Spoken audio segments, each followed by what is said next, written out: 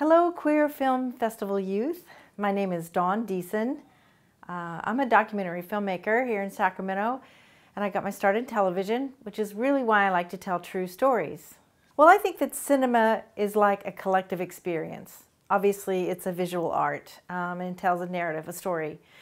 But I'm not really sure that all of those stories that have been told are really true to the LGBTQ community, and so I really look forward to seeing more authentic stories about us.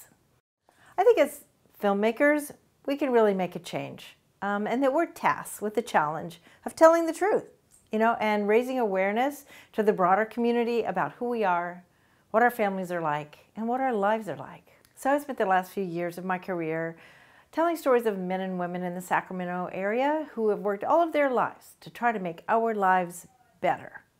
And it's called Legends of Courage. These stories are our stories. They're the stories of all the hard work that it took to bring us to where we are today. We may not be equal, but we're in a better place than we were many years ago. I think we all know that.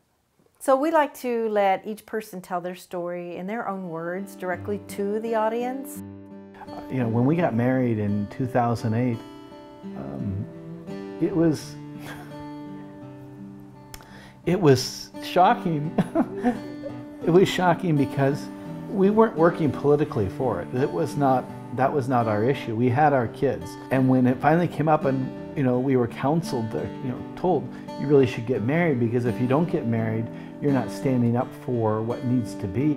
Her father said, you need to give your children an honorable name. and my mother very kind of sarcastically said, well, after 27 years, it's about time you should marry.